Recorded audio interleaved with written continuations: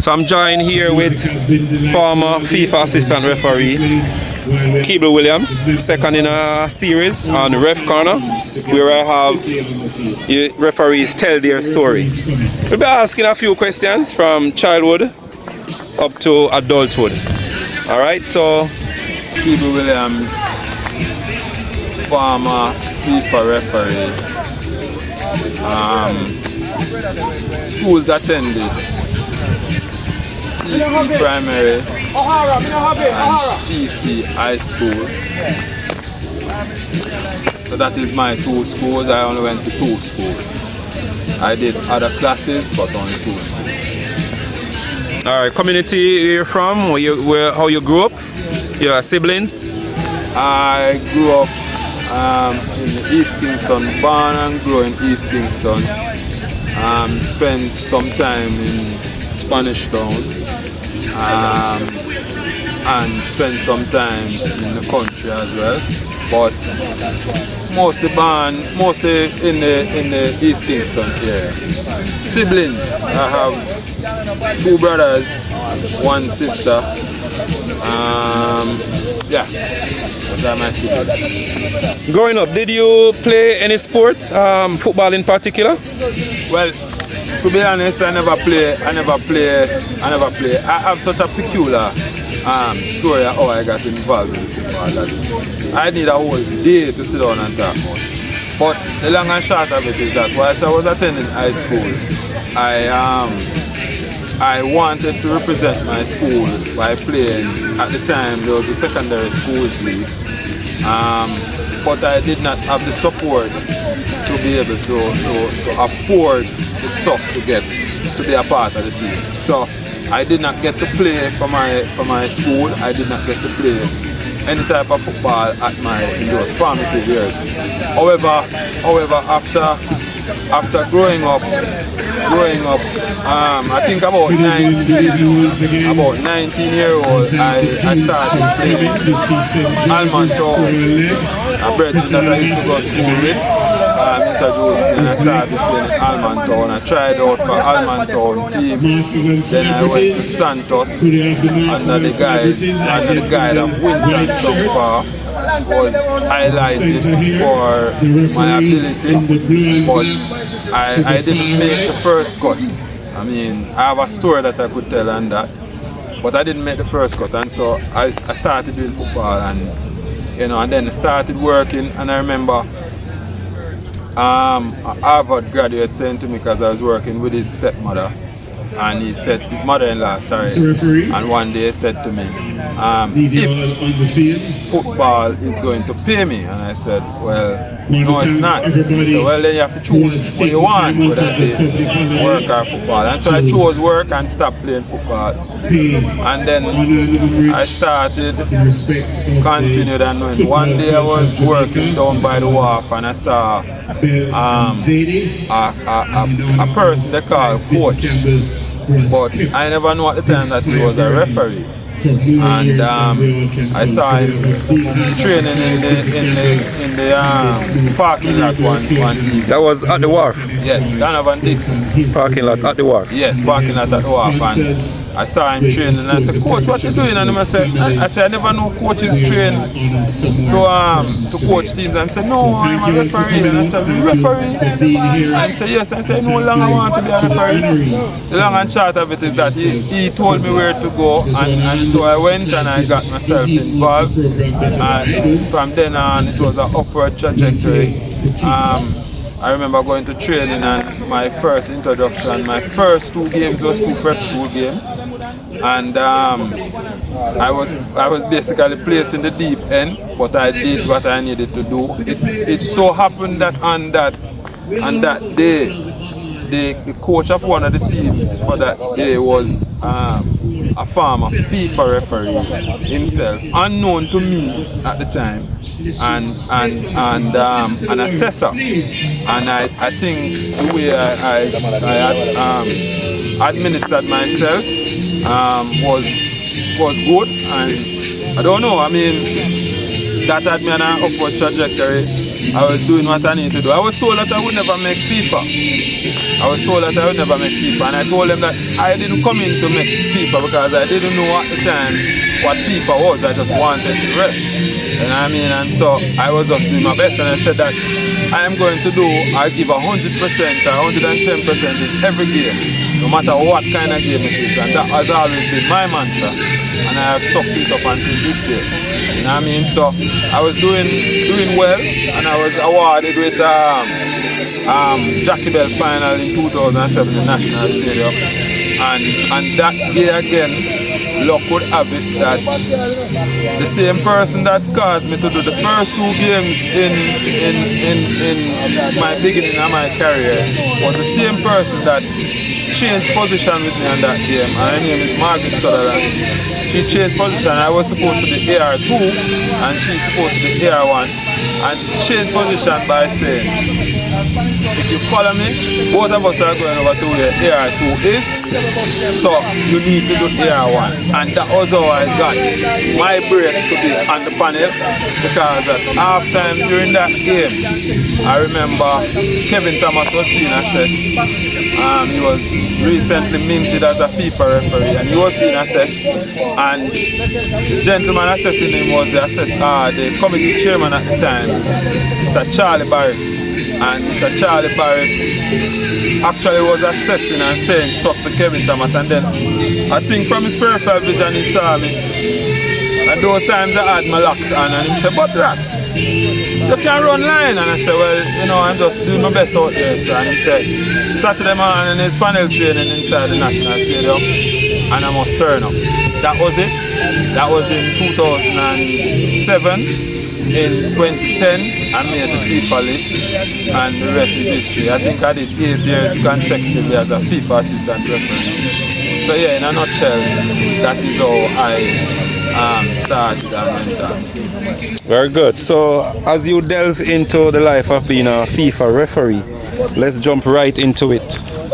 Officiating on the international level, how was it comparing to officiating here in Jamaica? I think at the time it was Digicel Premier League, but then reffing, say, a match Jamaica versus Honduras, and say Arnett versus Waterhouse, Arnett versus Tivoli. How different is it assisting on the line here in Jamaica and overseas? I have a story where that is concerned, and I think if my memory serves me correctly, it was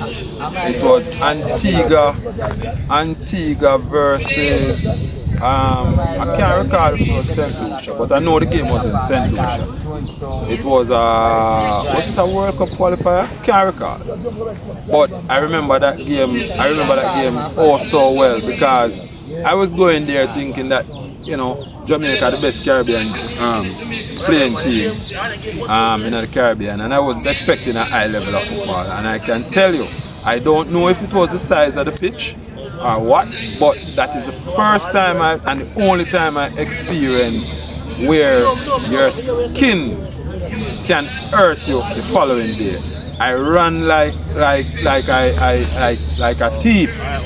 You know what I mean? I was up and down the field, and as a matter of fact, that match was played on the Beausejour cricket ground in St. Lucia, where is, I think it's it's a cricket ground. So if you understand that, you must know that the field is maximum length and width.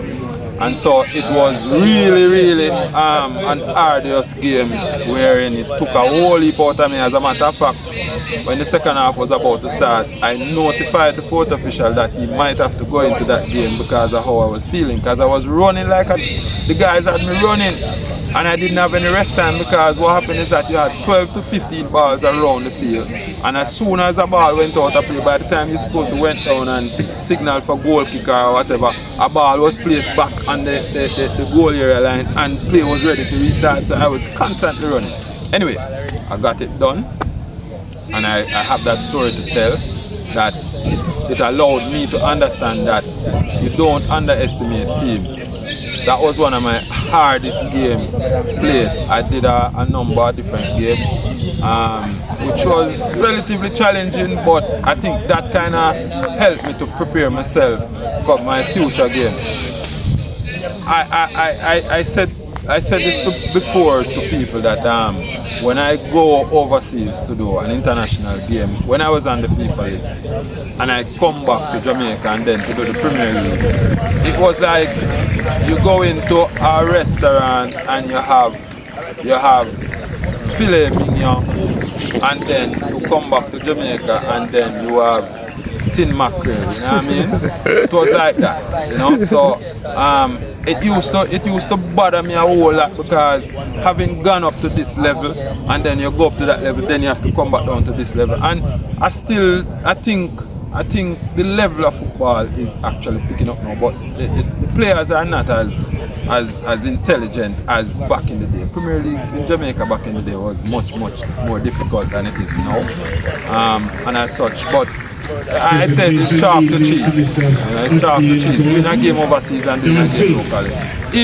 Even though I still go overseas and do game, and it is still somewhat better than what I say. And I said this. I went to Colorado in July of this year, and we are in 2023 now. And I did a game in Colorado between I think it was 217 or 218 team, and both teams were playing such decent football that it was not until the 41st minute of play that I made the first call for a foul and had to issue a yellow card. And it's not that there weren't instances where you could call a foul in the game, but these players, they don't play this little soft, free-flowing football. They want to play fluent football.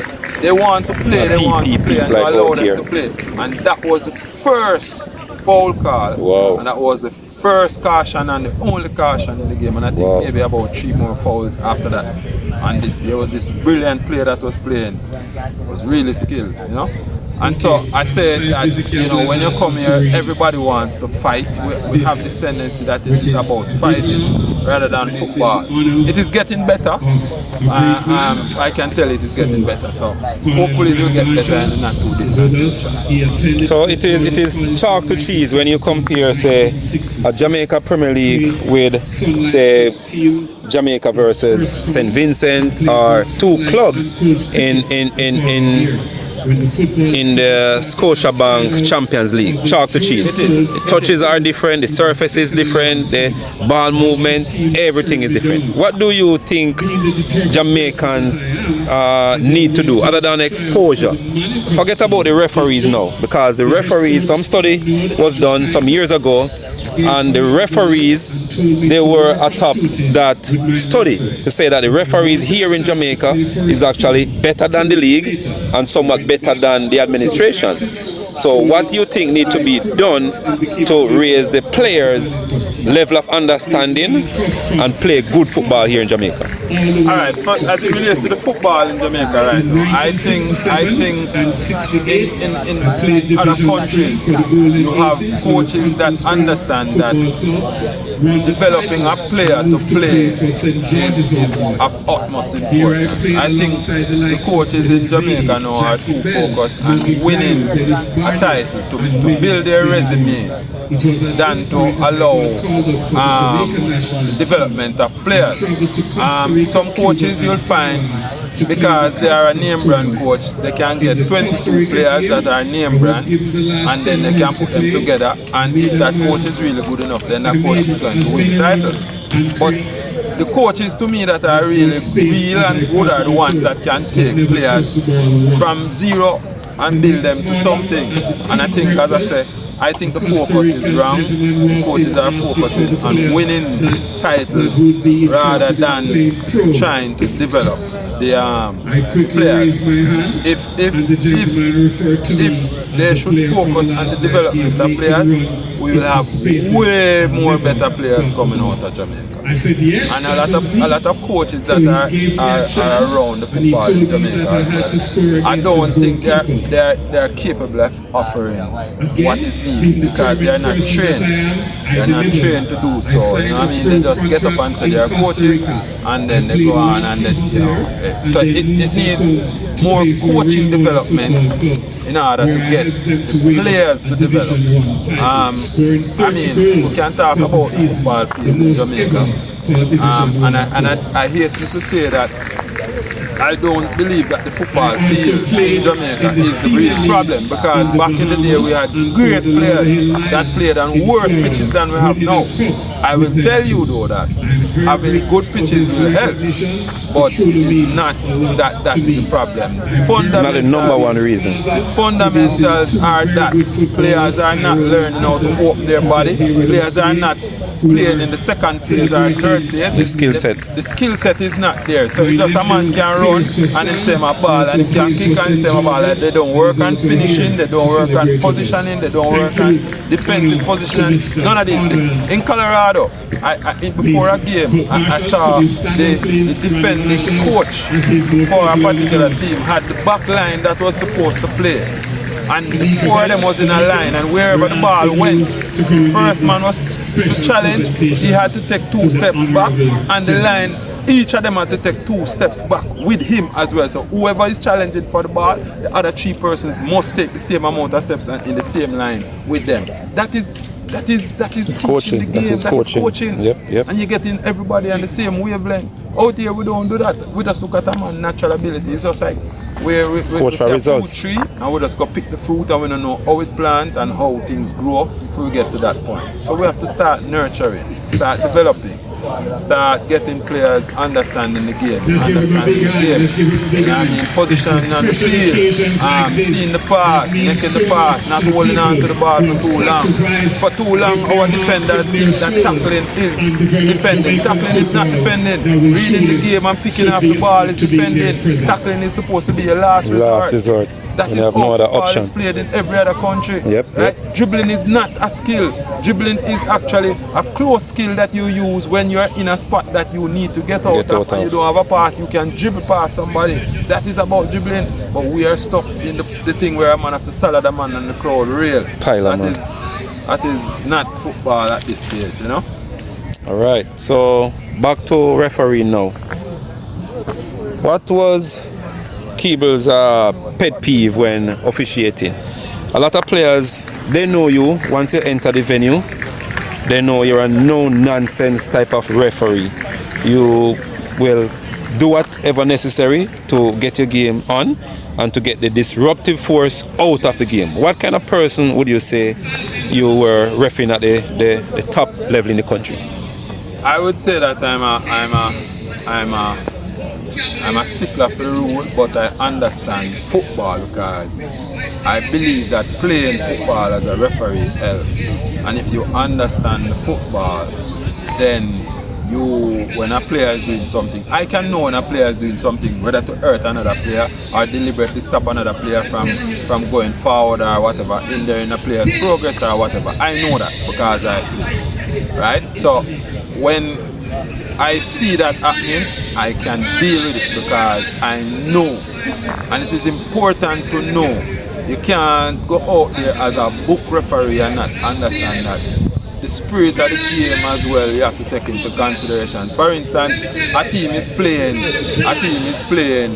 against a superior team than themselves, and they are leading 7 goals to 0, and the other team has no chance of coming back into the game. And a foul that you would not call for the team that is leading at 7-0. The other team, a similar soft foul, you're going to call it for the team that is behind because football understanding. You know, not many persons have that. You know what I mean? Some people are just autocratic, stickler for the laws, and some people are just not understanding of laws. And I said this to say that I've always maintained that if you have anybody that understands the laws, there are very few people, that can manage and balance the law with understanding the actual theoretical part of the law and the actual applications of the law, you know what I mean? As well as the understanding of the law.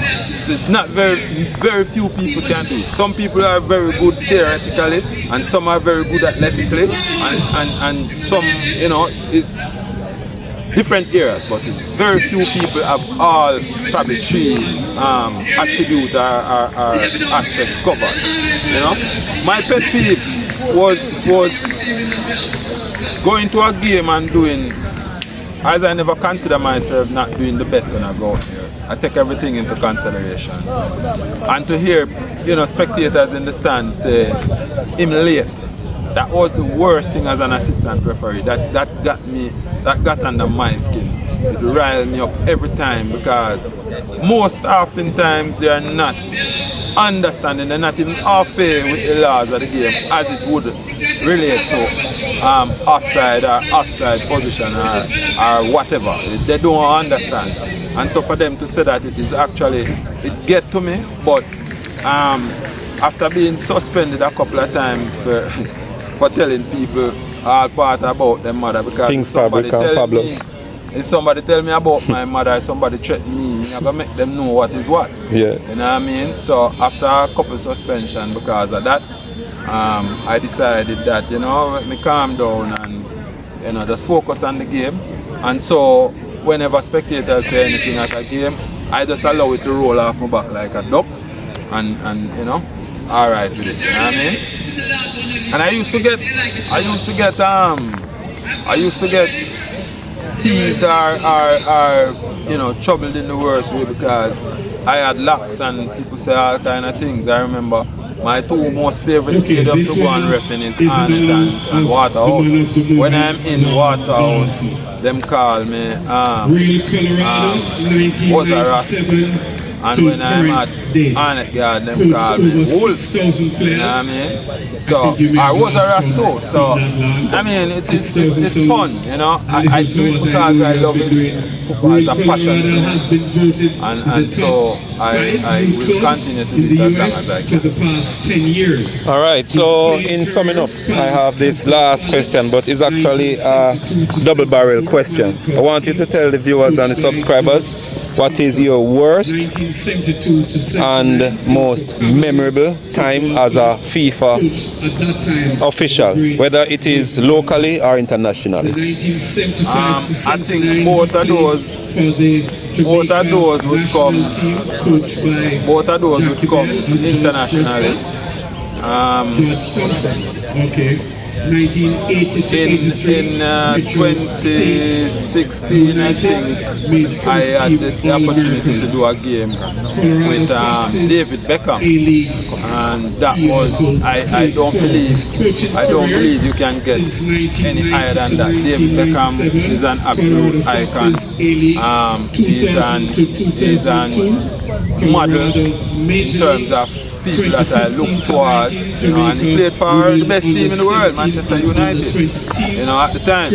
So David Beckham, and we share some similarities as well, you know what I mean? David Beckham was actually the game, I would say that it's not my biggest game, but it was one of the games with the most star power, because David Beckham went to Costa Rica with a team, LA Galaxy, to play against Alajuelense in the CONCACAF Scotiabank Champions League, and that game was a big game. That game was sold out with about maybe 15,000 to 20,000 people or more in a little box on an AstroTurf in Costa Rica.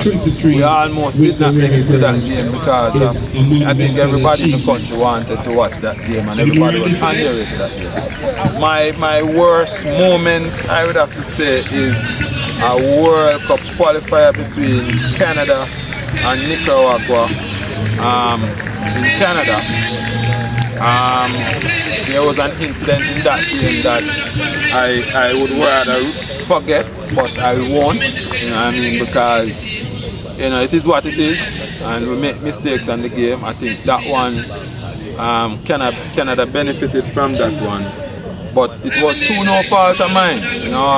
I consulted my team on the field at the time, and based on what I was told, this is why that decision stood. But it is something that you learn from. I spent I think 2 more seasons in our local Premier League after that. I never wanted to stop, but I was really forced to stop. So that is it. And I love it, and I'm not going to stop doing it. As long as I can do it, I'll be doing it. So those are my good moments and my worst moments. All right, so I want to thank Mr. Keeble Williams, former FIFA assistant referee, Jamaica, for being on Ref Corner. And this is the second in the series, Tell Your Story. Don't forget to like, share, and subscribe. And for subscribers, please follow the channel, follow the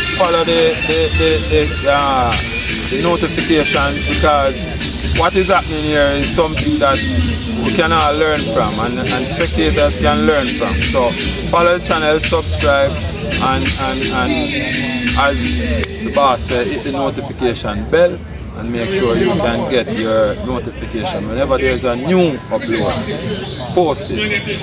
So give thanks and big up yourself, Ref Corner, Carl Terrell, for doing this. It is important and it is well needed. You know what I mean?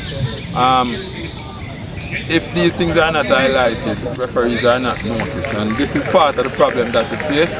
Media houses need to understand that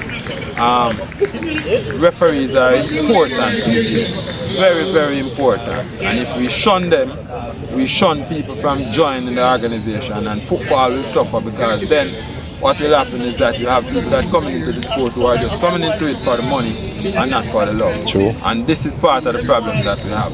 I do it because I love it. I have not gotten anything out of it significant that I can say, you know, like some people. But it's because I love it. It's helpful to me. Thanks again. Thanks for having me. And although Rasta, you put Rasta number 2, but Twice. Work with the couple, second. All right, big up. Blessing.